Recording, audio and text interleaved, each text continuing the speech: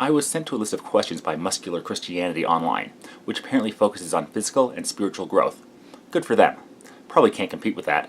My exercise routine is mostly running, with a bit of free weights thrown in. In other words, I work on my con, and my strength is decent. On a side note, my dex, surprisingly high. Let's take a look. 1. Where do you get your gravity from? The origin of the cosmos, from the standpoint of the atheist, comes about as a result of a lucky collision of random elements. Then, thanks to the properties of gravity, physics, chemistry, and so on, the elegant intricacies of life began to surface. But where did you get your gravity from? Everything about your explanation is predicated on the pre-existence of ordered systems within which your raw elements can combine and form into more complicated life forms. But you never attempt to explain who or what put the science in place that produces your end result. Why do you say that somebody had to put the laws of physics into the universe? Natural laws are simply constants that we have observed. Even if we don't know why mass causes gravity, there's no reason to assume that it had to be put into place by an anthropomorphic deity. We're still searching for answers. Some of us are honest enough with ourselves to say we don't know, than to just accept an answer because it's an answer, no matter how much evidence is lacking. Now, if it turns out there is a guy out there pushing everything down at a constant rate, or that natural processes were set up by an intelligent creator, and you have evidence to back up that assertion, then yes, I will have to follow the evidence where it takes me, no matter how much it changes my understanding of the universe. 2. How does a vacuum cleaner become a drummer? If the starting point for life was something basic that then evolved into a thinking organism with a unique personality and capable of artistic expression, then at some point your matter is no longer a mere collection of molecules. It has somehow become both material and non-material, and you redefine the essential composition of what matter is. Panpsychism is not a new theory, but it borders on the absurd, given the lack of evidence there is to support it. Panpsychism is an absurd hypothesis, with no evidence behind it. It's a claim that everything, every piece of matter has a consciousness, and there is absolutely no reason to believe it. That's why almost nobody subscribes to it. As for the vacuum to drummer comment, who has ever claimed that?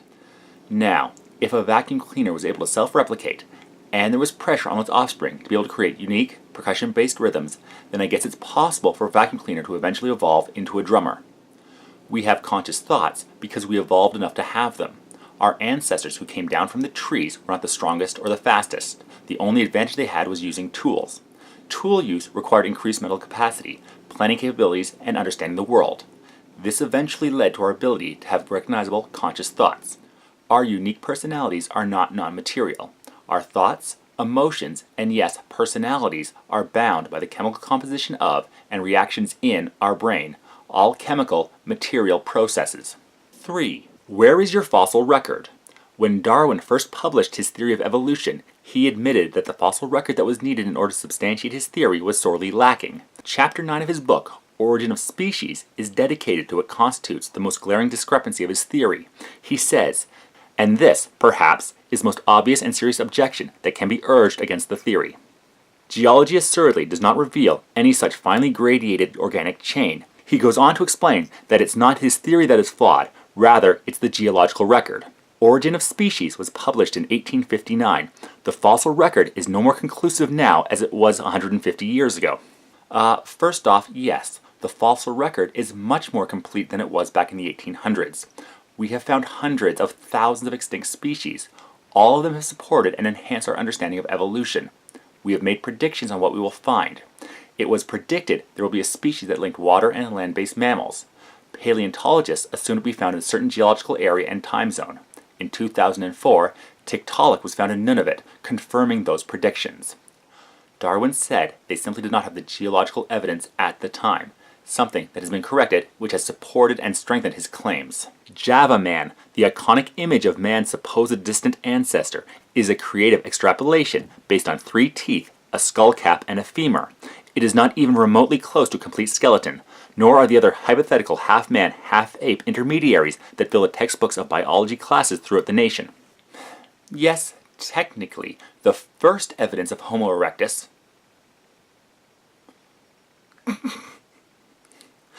was part of a skull and thigh bone, but since then we have found much more fossil evidence of their history.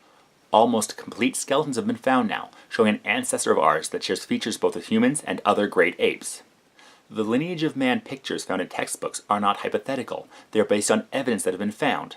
And your term, half man, half ape, is a misnomer. Since we are apes, it would be like saying I'm half human and half mammal. Yes, some discoveries have been mistakes or frauds, like Nebraska Man. That's why rigorous study and peer review is needed before claims are to be accepted by the scientific community. And removing the incorrect data is also part of the scientific process. Yes, mistakes have been made, and we should recognize and correct those mistakes. The Archaeopteryx, the fossil remains of a bizarre-looking bird discovered in 1861, is unreservedly embraced by many proponents of Darwin's theories as a conclusive example of a transitional life form, bridging the gap between reptiles and birds. The problem, however, is that birds are very different from reptiles in terms of their breathing system, their bone structure, their lungs, and their distribution of weight and muscles. The fact that you have a reptilian-look bird doesn't qualify it as a reptile when it is fundamentally a bird. Yes, birds and reptiles are somewhat different. That's why Archaeopteryx is considered such a monumental transitional fossil. It has reptilian features like claws and teeth, things that are not found in most modern birds, but feathers and bone layout similar to birds. In fact, back in 2011, it was found to have more in common with raptor dinosaurs than modern birds. But the important thing is that it shares features of both. The internal organs of reptiles and birds are actually quite similar. Michael Denton, in his book Evolution, A Theory in Crisis, sums it up by saying, "The universal experience of paleontology is that, while rocks have continually yielded new and exciting and even bizarre life forms of life, what they have never yielded is any of Darwin's myriads of transitional forms. Despite the tremendous increase in geological activity in every corner of the globe, and despite the discovery of many strange and hitherto unknown forms, the infinitude of connecting links has still not been discovered, and the fossil record is about as discontinuous as it was when Darwin was writing The Origin. The intermediaries have remained as elusive as ever, and their absence remains, a century later, one of the most striking characteristics of the fossil record."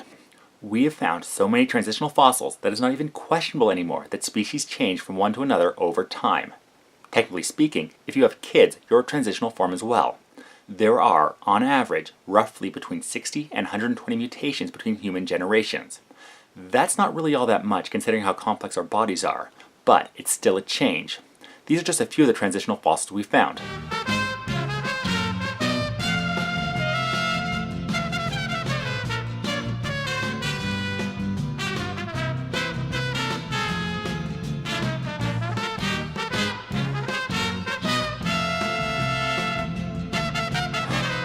Alright, and that's just the animals.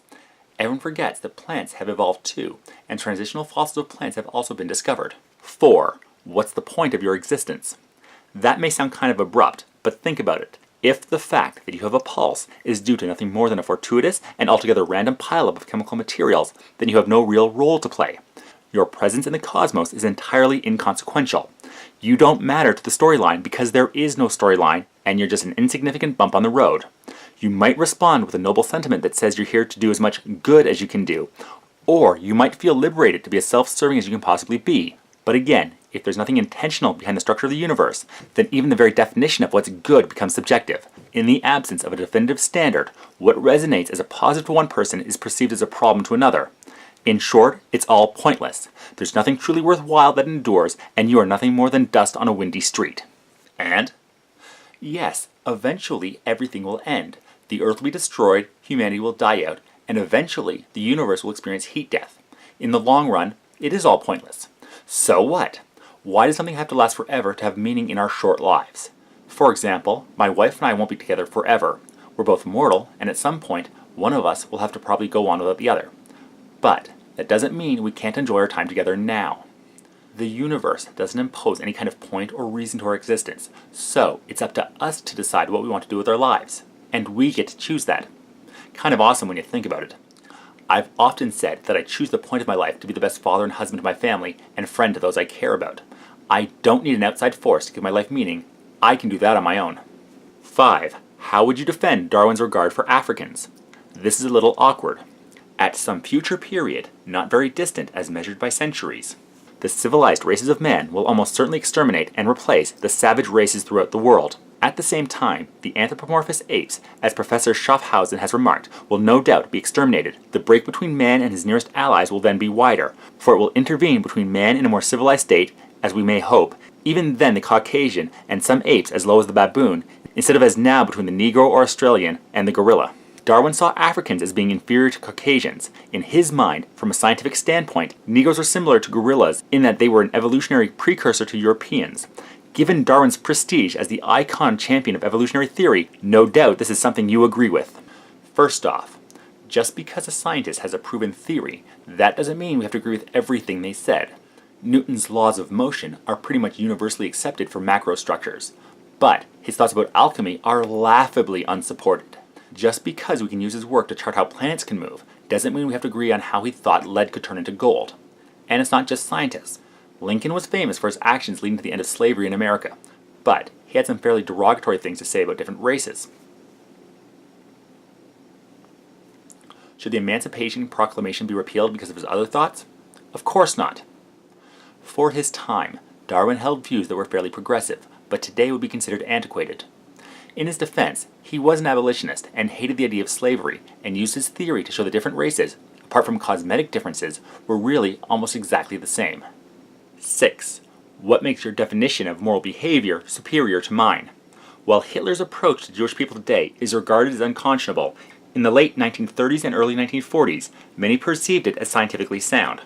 Germany's Society for Radical Hygiene was Darwinian as far as its philosophical foundation, and the ruthless acts committed in the context of the Holocaust were endorsed by some of the greatest German minds of the time as being a reasonable complement to the forces of natural selection. Hitler's approach worked for him and those who were like-minded because they weren't Jewish. But what if Adolf Hitler had been born a Jew? Would he have been as passionate in his belief that his race was inferior to those with blonde hair and blue eyes? Probably not. But how would he have pleaded his case? If he was on the short end of Darwin's evolutionary stick, how would he have convinced Germany's scientific think tank that his brand of moral behavior was superior to their clinical justification for murder? Are you asking if Hitler was Jewish? Would he have been for executing the Jews? I'm going to go out on a limb here and say probably not. He was selfish and using a scapegoat to secure his power base. Thankfully, that can't happen now. If history was slightly different, where he was Jewish but still had the same temperament and drive, I would guess he would have tried another minority group to make the focus of and take the blame for Germans' problems at the time. As for the Society for Radical Hygiene, it was a eugenic organization that felt it was best to determine who was fit for survival and who wasn't, the exact opposite of Darwin's evolution through natural selection. In the absence of an absolute moral standard, the basis for one's behavior is now more about what's preferred as opposed to what's right, and the code of ethics that is established for the community is established by those who are more persuasive rather than those who are more wise. Everybody thinks their moral standard is the correct one. If someone thought their morals were wrong, they would either change them or try to justify that they're acceptable. That's just human nature. The morals of a society are built off the individual morals of the members of that society. So, yes, it can be corrupted by a more charismatic leader. That guy I was just talking about who led Germany is a pretty good example. That's why each of us need to work out exactly why we hold the morals we do. I personally subscribe to the harm principle. If an action does harm and does not result in a greater reduction of harm, then it can be considered immoral. An example I like to use is chopping off someone's leg. In general, that would be bad. If it was used to stop an infection, it would be considered good. If it was used to stop an infection, but antibiotics were available, then it would be bad. Most people hold a similar moral stance because we've evolved empathy with others. Those that work together have a better chance of thriving than those who actively harm those around them. Eventually, that empathy becomes bred into the surviving societies. If we're going to hold any morals, we need to ask ourselves why we hold them. And if someone wants to convince you to hold certain morals, you need to be sure that it's because their reasoning is sound and not simply because they're charismatic. In other words, max out your intelligence and wisdom over their charisma. Yay? Nerd. You're a fucking nerd. Nerd. You're a fucking nerd. And no one likes you. Well, that's the first set of questions done. Tune in next time for the rest. No!